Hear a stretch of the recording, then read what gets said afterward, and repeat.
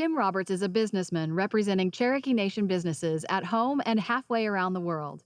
We followed Tim from Tulsa, Oklahoma to the United Arab Emirates to show how he's building international bridges on behalf of Cherokee Nation citizens.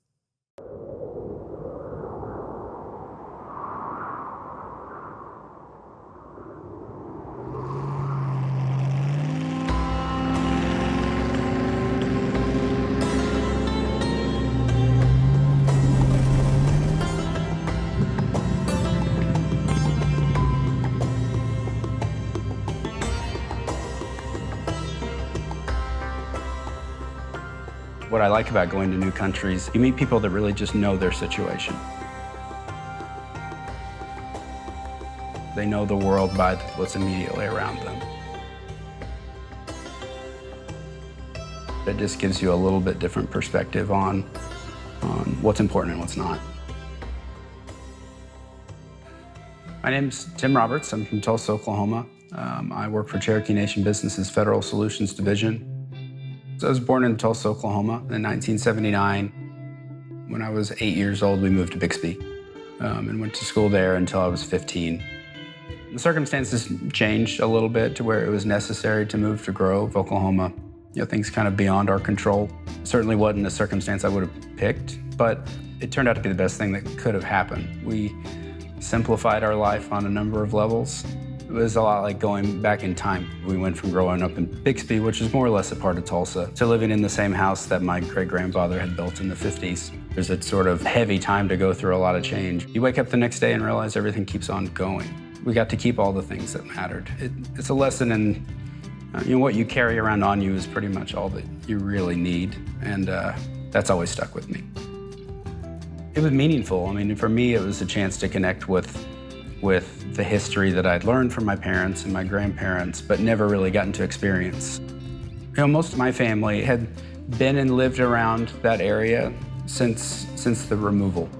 Going back probably further than we can trace, all the family's been here. If you go a little further, it's Southwest City, Missouri, and you'll see that in a lot of the roll documents. When they went into the Dawes Commission, they said they were from Southwest City, but it was all this land right through here. They're people that lived off the land. They raised cattle. Some of them spoke Cherokee and some of them didn't.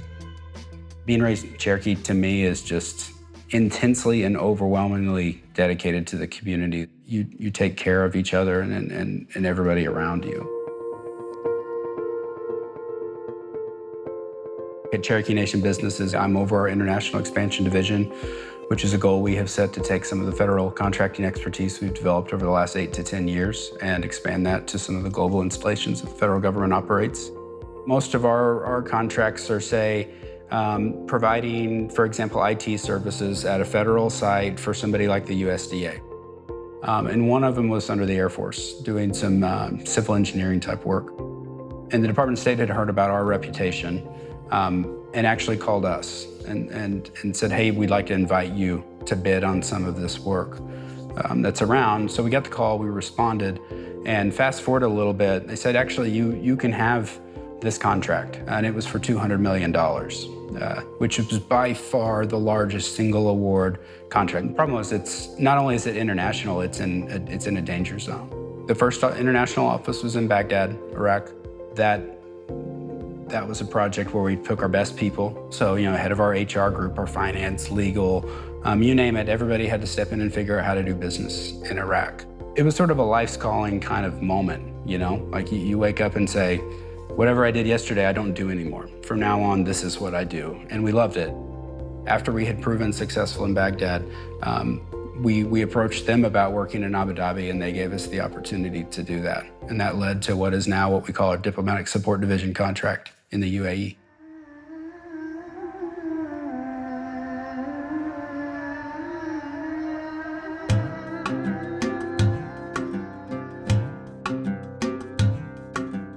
When you fly into Abu Dhabi, you fly over all the places that you see a lot of times in the news. It's certainly overwhelming. You don't know what to expect. When you get there, you're overwhelmed by the sense of safety and comfort. I mean, it's one of the safest places in the world. The architecture is sort of representative of what's happened in the country the last 50 years. You know, they decided when they formed the UAE, the 7 Emirates that make up the United Arab Emirates, that they were going to lead with a lot of integrity, a lot of transparency, and a lot of fairness to all of the Emirati people. You see stability, vision, safety, and so it made it a great place for us to go in and do business. The thing that made it unique for us is we weren't just operating inside an embassy. We actually had to go and establish Cherokee Nation businesses Abu Dhabi. We had to set up a branch of Cherokee within the local economy through their local government. The U.S. Embassy in Abu Dhabi, they have a function there that they outsource to provide deployment support. So whenever the military trainers as part of the Foreign Military Sales Program or our Customs and Border Protection officials are stationed in the UAE, somebody has to get their stuff there, and somebody has to find and lease them a home, a car, get them a cell phone, and otherwise get their life set up and prepared for them to be deployed to Abu Dhabi. And so we got the opportunity to take on that contract. It took us about a year to get established, but now we're I think in our 2nd year of that contract, performing really well. The only way we were able to get through that really is by building a team. And so the first person that joined the team, and she was already part of Cherokee when all this started, was Tiffany Hunt. Tiffany's job is to set us up in country. So she is the tip of the spearhead for us. And she's been outstanding. I think she's got us stood up in several different countries already with legal presence and the ability to have contracted personnel in those 20-some others. When you go to set up a business entity in a different country, everything is different. Legally, you're required to have a sponsor. Saeed Al Ghanid and his family's company have, since the day we landed in Abu Dhabi, said they fill the role as a sponsor, which you're required to have. But what they were able to do also is provide a partnership. They've helped us learn the culture. They've helped us learn the legal system. They've navigated problems where, we've tried everything. There's a lot of pride in their family, and that's what you see with Emiratis, because his father was a pearl diver. Before oil and before the UAE was an organized country, there was no commerce besides pearl diving, and they're all very diligent stewards of that and trying to live up to their father's name, who created this business. And Saeed is really an exceptional representative of his family.